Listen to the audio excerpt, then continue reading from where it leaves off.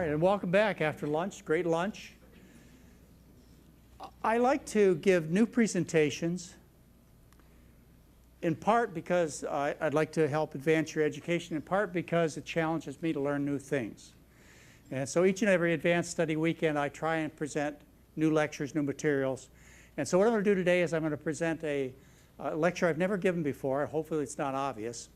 And I'm going to talk to you about some very complicated things, but hopefully I can make them understandable.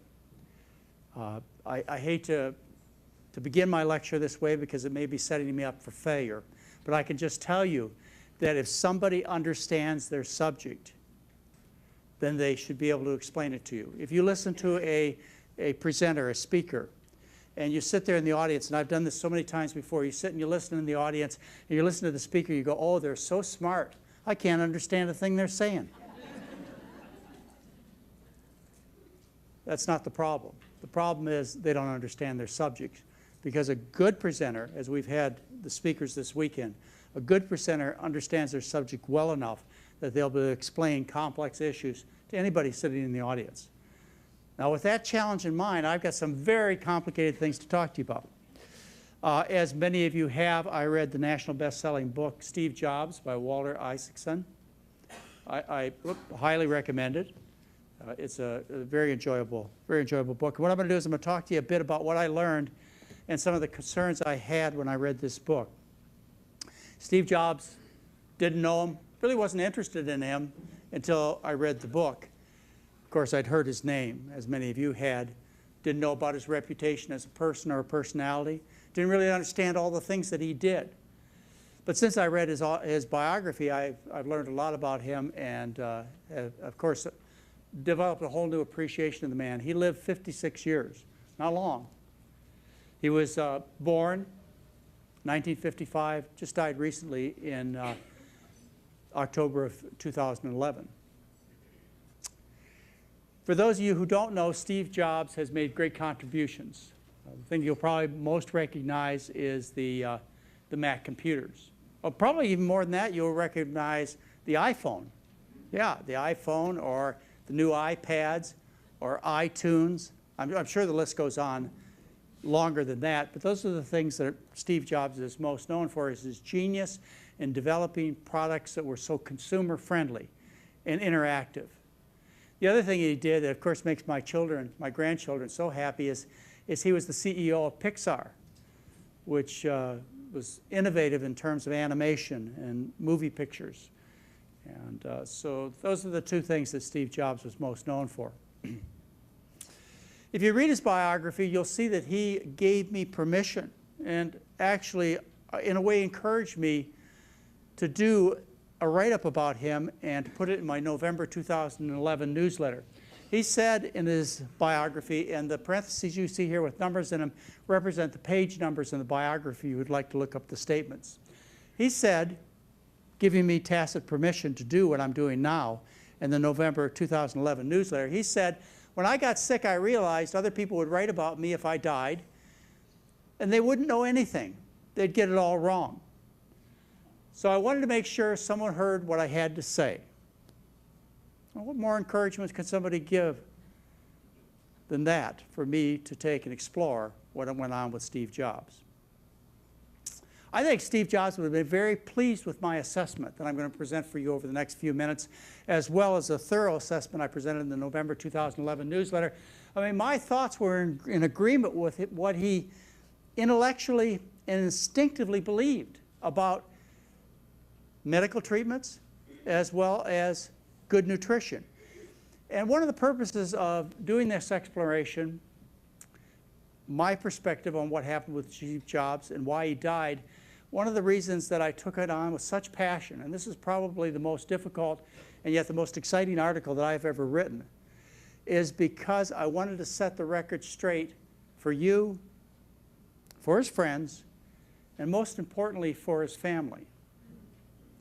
The way this all started out, as I mentioned to you a couple of days ago, is Mary and I were in a Verizon store in Portland, Oregon, and a young man picked up a mobile phone and asked Siri, why did Steve Jobs die? And I was reading the biography, and I thought, well, I've learned enough things in this biography that make me want to answer that question too, and share that answer with you. The other thing that stimulated me so much to do this writing and to give this presentation is because of a 60 Minutes report that I heard at the same time. All these things coincidentally happened at the same time. And that 60 Minutes report said the following things.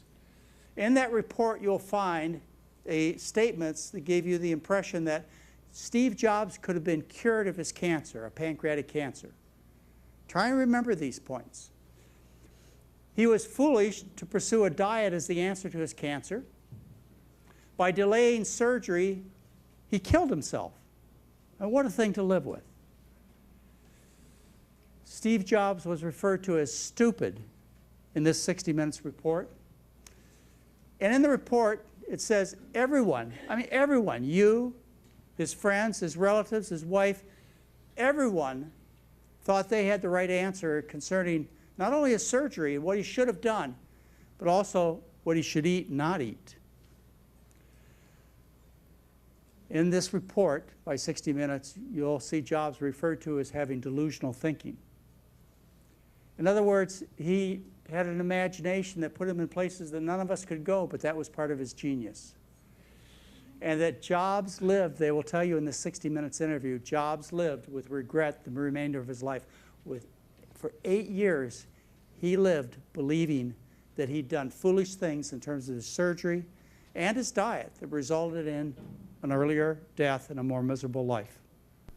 And then they do a biopsy, and they're very emotional. They say, this is good. It's one of these very slow-growing 5% of pancreatic cancers that can actually be cured. But Steve Jobs doesn't get operated on right away. He tries to treat it with diet. He goes to spiritualists. He goes to various ways of doing it macrobiotically, and he doesn't get an operation. Why doesn't he get it operated on immediately? You know, I've asked him that. He said, I didn't want my body to be opened. I didn't want to be violated in that way. He's regretful about it. And his wife, who's a very solid, decent person, understood it, but said, no, no, the body is there to serve the spirit. You should get this operated. And soon everybody is telling him, quit trying to treat it with all these roots and vegetables and things. Just get operated on. But he does it 9 months later. Too late. Well, one assumes it's too late because by the time they operate on him, they notice that it has spread to the tissues around the pancreas. How could such a smart man do such a stupid thing? Yeah, I think that he kind of felt that if you ignore something, if you don't want something to exist, you can have magical thinking. And it had worked for him in the past. He regretted it. So let's explore this. First thing I'd like to share with you is my understanding that says that Steve Jobs' cancer began and metastasized, in other words, spread to the rest of the body, not 9 months before he was operated on, but when he was a young man, maybe as young as when he was a teenager. His initial diagnosis, in October of 2003, he happened to run into his urologist who had treated him, and she asked him to get a CAT scan of his kidneys and ureter. It had been 5 years since the last scan. The new scan revealed nothing wrong with his kidneys. Please note that, nothing wrong with his kidneys. But it did show a shadow on his pancreas.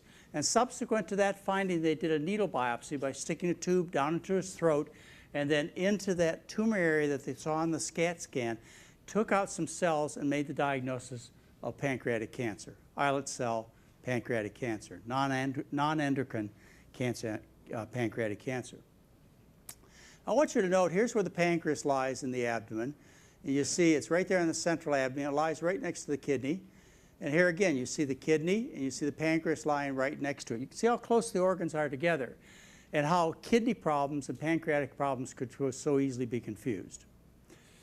Here is the pancreas in relation to the bowel. You've got the gallbladder and you've got the pancreas. The liver sits right up in here, the stomach, and the rest of the small intestine. So here's your pancreas right in the abdomen. Here's the tumor that was found. I don't know what size it was. It was just reported as being found on a CAT scan. The smallest tumor you can find on a CAT scan is about 2 centimeters in size, which is about twice the size of a BB. About half the size, would be about twice the size of a period on a paper. Just very tiny, but that would be hard to see even with a CAT scan. If you saw a tumor on a CAT scan of the pancreas, you generally expect it to be about a centimeter in size, which is about a ½ inch. And likely it was even bigger than that. I don't know, I don't have his medical records, but I think it's fair to assume the tumor that they found on this CAT scan, on this X-ray, was at least a ½ inch in size. Well, we know that when people have cancer, this is all kinds of cancers, lung cancer, pancreatic cancer, breast cancer, colon cancer, etc., that people die when their individual tumors get to about 10 centimeters or about 4 inches in diameter. So when you get to that tumor mass in the body, that's the end of life. Now, the way you get from the first cancer cell, and always one cancer cell leads the way. What happens is things from the environment, like environmental chemicals or the foods we eat or cigarette smoke, things from the environment attack our cells. And when they attack the cells very badly, they usually kill the cells. But sometimes they attack the cells badly enough not to kill them, but badly enough to cause them to start dividing at their own free will. And that's one of the initial steps and characteristics of cancer. Cells in general have to live in a very neighborly manner. One cell that lives next to the other can't divide its own free will. If it did, if cells divided at their own free will, you'd be a misshapen mass in a matter of a few hours. Instead, cells have rules, and one of those rules is you don't divide. Well, there are a couple of exceptions, like if you're a child growing, you get signals from your brain that says, okay, you can divide, you can grow into a bigger person. Or if, say, you damage yourself, say you cut your skin, then the cells next to that wound can divide. It's part of the rules, part of the survival mechanisms of the body. They can divide and repair that wound. Otherwise, cells aren't allowed to divide.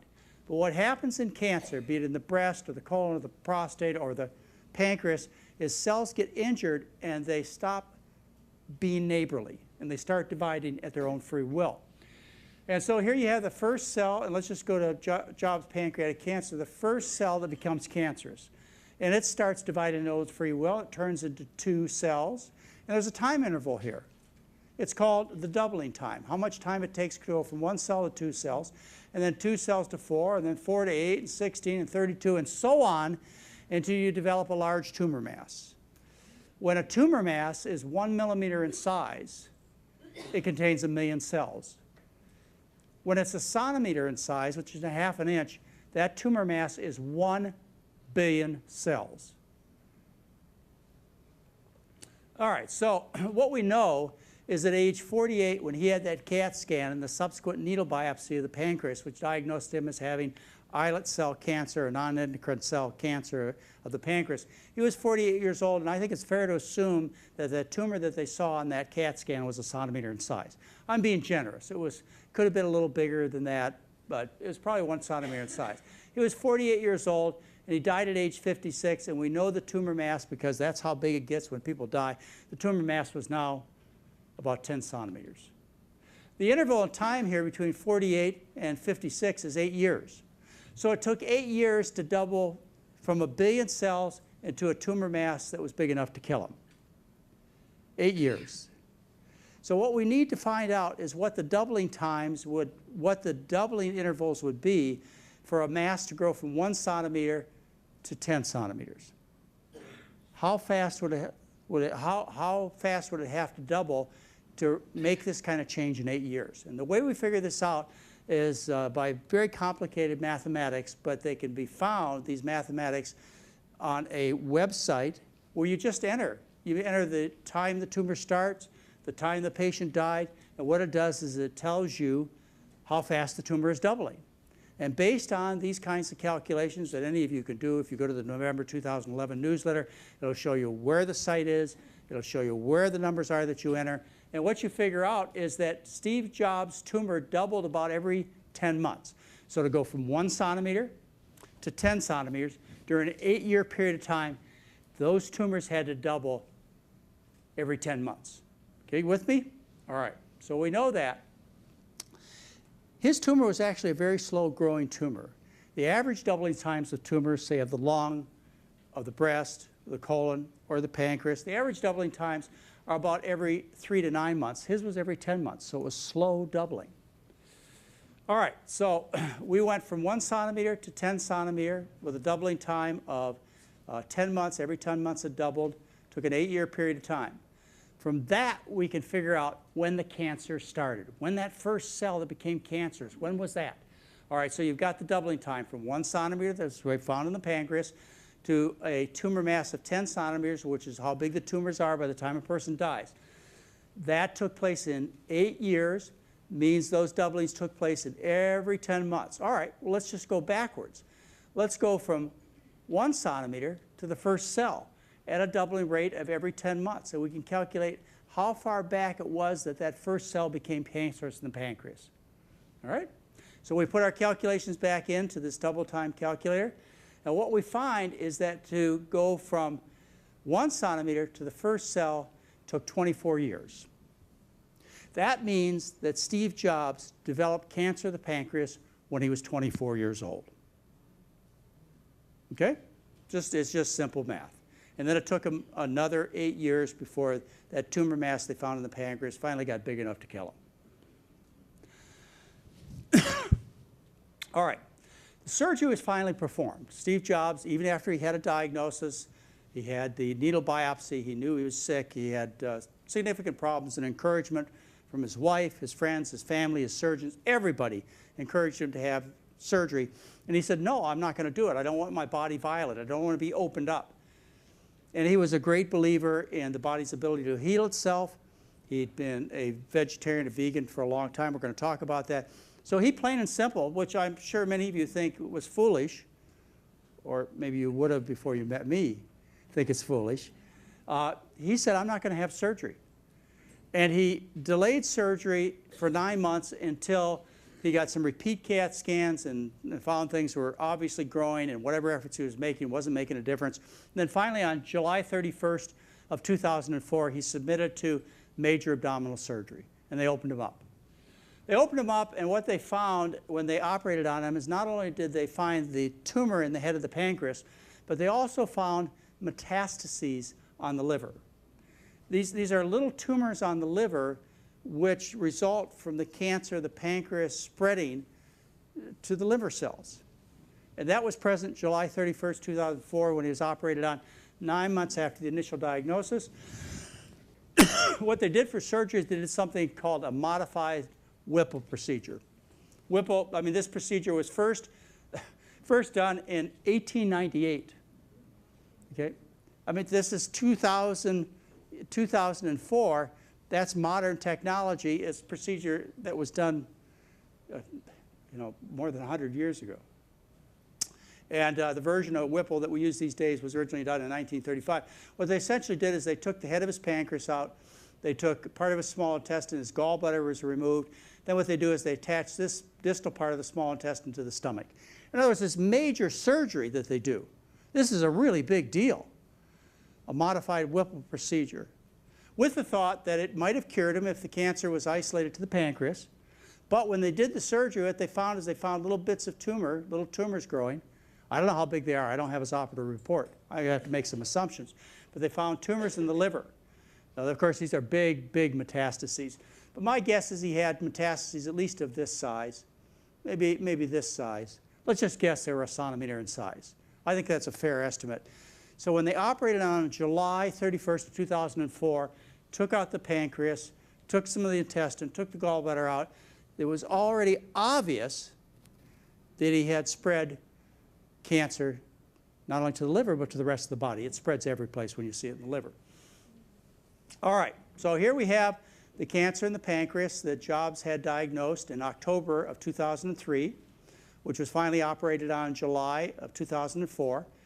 And what happened was the tumor had spread through the bloodstream to other parts of the body. Here's what happens. Here you have the pancreatic tumor.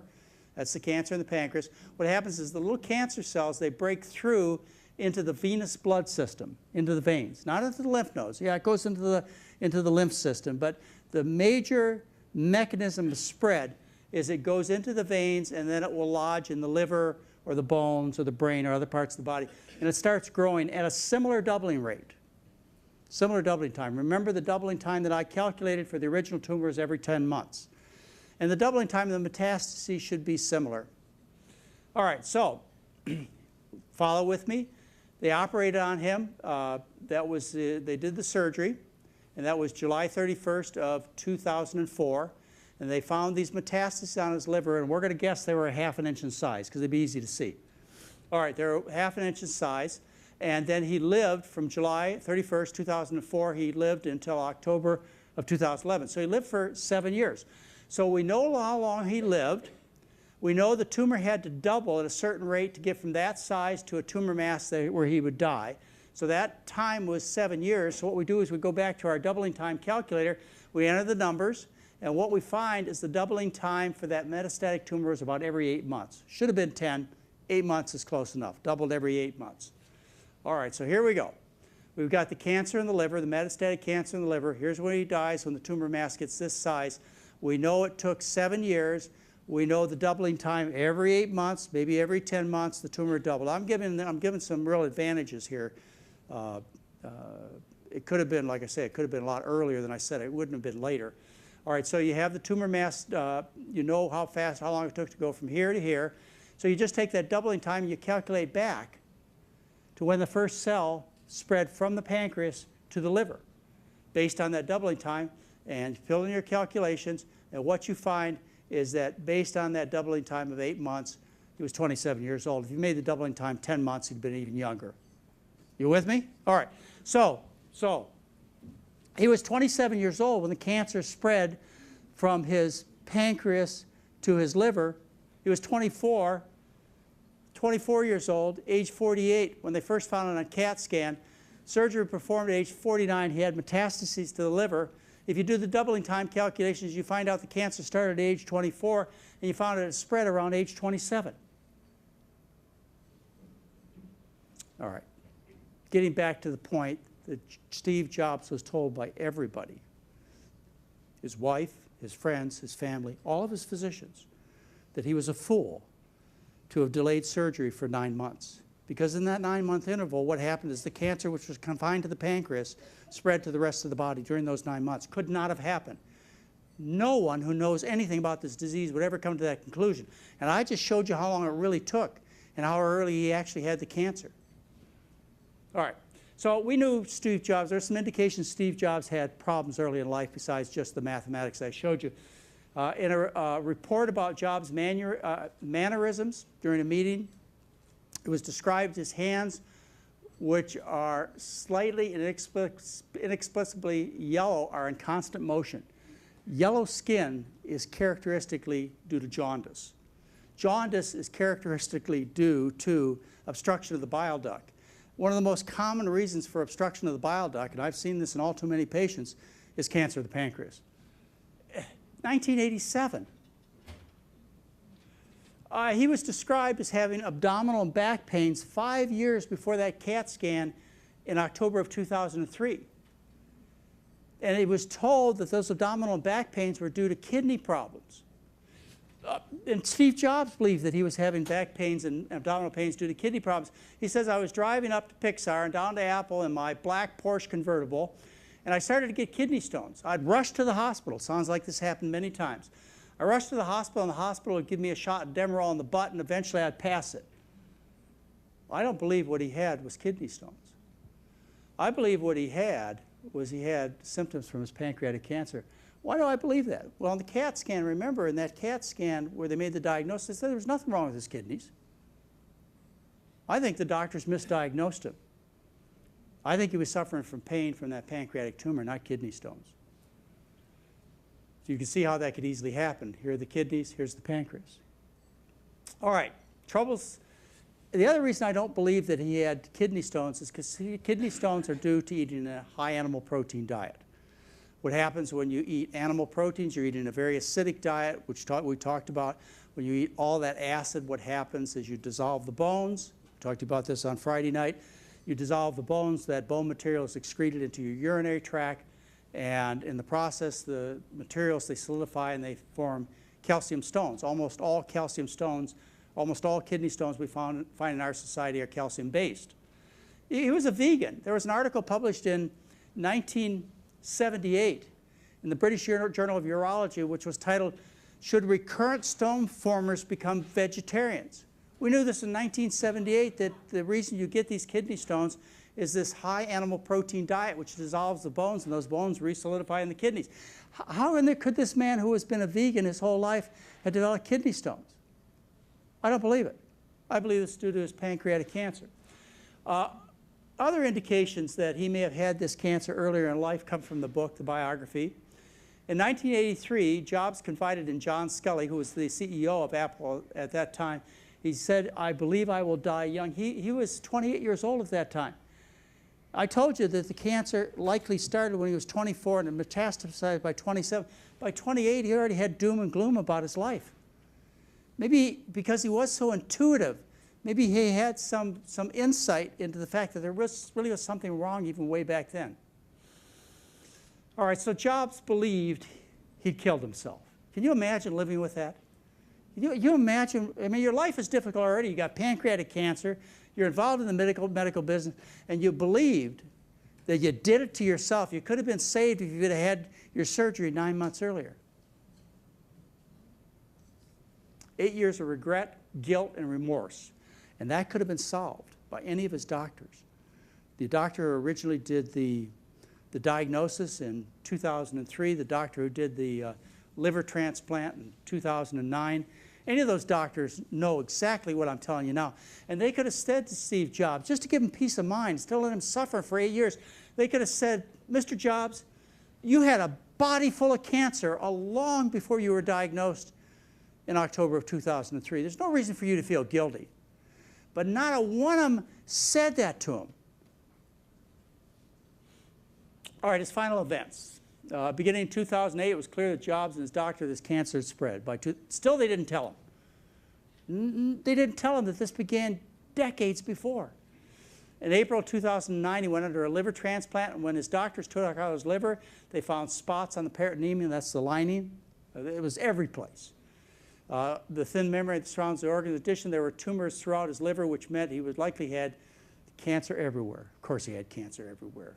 By July of 2011, his cancer had spread to his bones and other parts of his body, and everybody agreed there was no hope.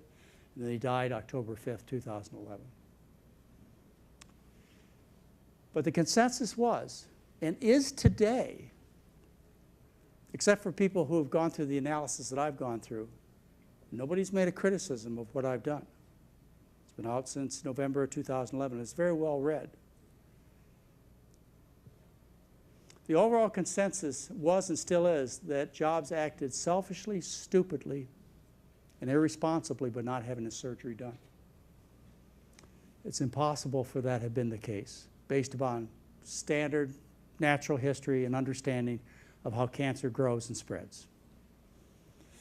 All right, remember, just to recap for you, cancer was first seen on the CAT scan October of 2003 at age 48. Delayed surgery for 9 months. He had definitive surgery at age 49. That interval, I don't know how anybody could come to that conclusion, was thought to be a reckless decision to delay, but in truth, based upon the calculations, his cancer began at age 24 and it spread by age 27. All right, how did Jobs get cancer as a teenager or a young adult in his 20s? Well, Jobs worked in Silicon Valley in the computer industry. Summer of his freshman year out of high school in Los Altos, California, Jobs called Bill Hewlett of Hewlett-Packard. And on the phone, he talked to him, he said, and Packard, he said, and he answered and chatted with me for about 20 minutes. He got me the parts, but he also got me a job in a plant where they made frequency counters. He started working in the computer industry when he was 14, 15 years old. It was exposed to all kinds of carcinogens.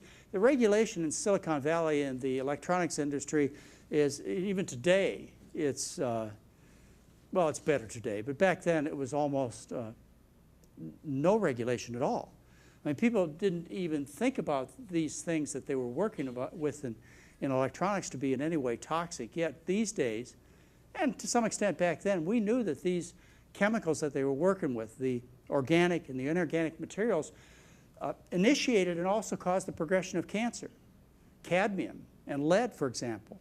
We know from scientific research, articles have been published, that lead will cause islet cell, non-endocrine pancreatic cancer, just like Jobs had. There's discussions in his book, this biography, that talk about Jobs soldering computers together, and solder is made of lead. And I can imagine from my few experiences of soldering that he inhaled that without any concern at all. All kinds of metals are found in personal computers, aluminum and arsenic and cadmium and cobalt, all kinds of toxic cancer-causing chemicals. I believe that Steve Jobs was exposed to cancer-causing chemicals as a teenager and a young adult. I know he was. It's not a belief. Everybody knows this. And as a result of that kind of exposure, he had injury to his cells. One cell led the way. That's a cell in the pancreas. That's when he started cancer. He was about 24 years old, maybe younger. And that cancer, as you would expect, went through the veins, spread to the rest of his body by the time he was 27. Let's get to another issue of Jobs. Throughout his whole life, Jobs ate a healthy diet, and he was described as an extremely healthy person. Throughout his life, he was considered prickly, whip-thin vegetarian. That's a quote from the book. He was described as looking rather like a boxer, aggressive, elusive, graceful, and like an elegant jungle cat ready to spring at its prey. Anybody that ever saw Jobs, any pictures you ever saw of Jobs, anybody who knew Jobs, always marveled at his excellent health. I wonder if they thought about that being related to his vegetarian diet. Well, when he got sick and died, there was a whole other story told. Thanks to his co-founder at Apple, Steve Wozniak. Steve Wozniak, every picture I've been seeing, he's very overweight or obese. Yet, and this was fodder for people who like to hear good news about their bad habits, yet Steve Jobs, who's obviously Wozniak, who's obviously overweight, was 4 years older than Jobs, and still alive, ate at Denny's, and his favorite foods were pizzas and burgers. So what did the public say when Steve Jobs died of pancreatic cancer? See, it doesn't matter what you eat. In fact, if you're a vegetarian, you're likely to get pancreatic cancer and die. Yeah, that was the response. And don't kid yourself. I'm sure you heard that, particularly if you eat a healthy diet yourself. I'm sure one of your friends or relatives came up to you and said, see, doesn't do you any good to eat a healthy diet. Look what happened to Steve Jobs. That's a paradox, apparent paradox. But you know what happened to Steve Jobs was just like getting struck by lightning, or walking out in the street and get hit by a car. He happened to get exposed to these very toxic metals, and because of bad luck, the wrath of God, genetics, or whatever you want to say, in his case, those toxic metals or organic materials that are poisonous caused his pancreatic cells to become deranged, and thus the cancer started. Just bad luck. Steve Jobs was a vegetarian most of his life. Became a vegetarian at Reed College in Portland, Oregon when he was a freshman in college, so he was by 18 years old. And he was a very strict vegetarian. Don't kid yourself. There are only a few lapses in his vegetarian diet throughout his life. When a waiter at a restaurant served him a sauce with sour cream, Jobs got nasty. And he was observed to spit out a mouthful of soup one day after he learned that it contained butter. But I think Jobs could have been a better vegetarian. I'm concerned about some of the things he ate, even though I do believe that his healthy diet prolonged his life and was a major factor in the fact that his cancer was so slow growing. Remember, he lived 30 years with pancreatic cancer. But he could have done better. His diet was high in vegetable oils, I would guess. Why do I guess that? Well, most vegetarians, even vegans, eat a high oil diet, and oil is cancer promoting. And he ate all the time. Reading his biography, you see he ate out all the time. And likely he ate lots of fake meats and fake cheeses as a vegan. Very common practice. There's every reason to believe this, particularly when I hear about the restaurants he went to. And these isolated soy proteins, they're cancer promoting because they raise growth factors, as you heard about this weekend. Growth factors stimulate cancer growth. And so he could have eaten a better diet. But I think his vegan diet actually helped him. Now let me tell you about the ultimate insult to Jobs. Here he is, diagnosed in October 2004, goes through major surgery, has his head of his pancreas removed, his gallbladder removed, his bile ducts removed, some of his intestine removed, goes through this Whipple procedure, causes him terrible malabsorption. as a consequence of this major surgery, the narcotics he had to take, the pain he was in, and so on, he lost weight. He lost 40 and then 50 pounds he lost. And as they say in the book, one of the side effects of the operation would become a problem for Jobs because of his obsessive diet. Listen to this. They said the reason he lost the weight, the 40 to 50 pounds, was because of his obsessive diets and the weird routine of purging and fasting that he had practiced since he was a teenager. Because the pancreas provides the enzymes that allow the stomach to digest food and absorb nutrients, removing part of the organ makes it hard to get enough protein. The problem wasn't this major surgery. The problem was he was eating a vegan diet. That's why he lost all the weight. That's what they said. And they told him he needed to eat meat. This is a lifelong vegan. For religious reasons, for reasons of concern to the environment and animals, this man was passionate about being a vegan. Yet they told him, you're sick and you're going to get sicker, not because of the major surgery and the drugs we have you on, but because you're a vegan and you need more protein. So they insisted that he violate everything he believed to be important. So, as I mentioned, Job lost 40 pounds and eventually 50, which was due to the pancreas, the pain control drugs, the liver, good grief, you'd lose 40, 50 pounds too. Ultimately, his doctors, until his death, his doctors begged him to consume high-quality protein. Paul's wife had been a vegan when they were first married, but after her husband's operation, she began to diversify the family diet with fish and other proteins. Jobs eventually succumbed to these intense demands, ate seafood and eggs. They succeeded. The dietitians, the doctors, the friends, the relatives, the well-meaning people succeeded in getting him to violate what he believed to be most important. He was forced to turn back on his religious beliefs, his beliefs in a healthy vegan diet. The overall consensus was, and still is, that Jobs acted selfishly, stupidly, and irresponsibly by being a vegan. But he lived 30 years with pancreatic cancer.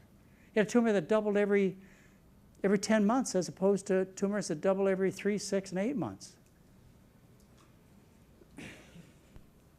And then they do a biopsy, and they're very emotional. They say, this is good. It's one of these very slow-growing 5% of pancreatic cancers that can actually be cured. But Steve Jobs doesn't get operated on right away.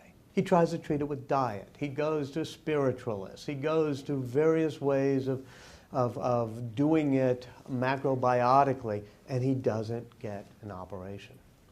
Why doesn't he get it operated on immediately? You know, I've asked him that. He said, I didn't want my body to be opened. I didn't want to be violated in that way. He's regretful about it. And his wife, who's a very solid, decent person, understood it, but said, no, no, the body is there to serve the spirit. You should get this operated on. And soon everybody is telling him, quit trying to treat it with all these roots and vegetables and things. Just get operated on. But he does it 9 months later. Too late.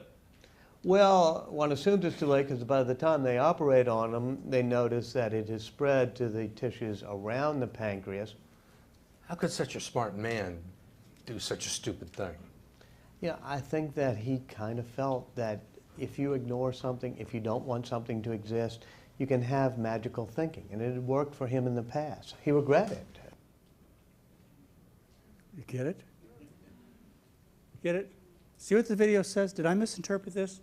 Jobs could have been cured. Excuse me?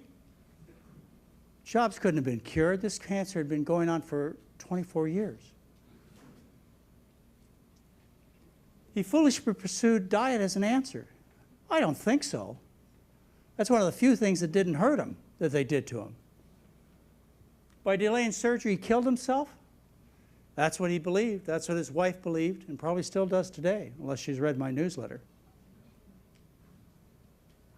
He was referred to his actions as stupid. How do you call one of the greatest geniuses that ever walked this earth as being stupid?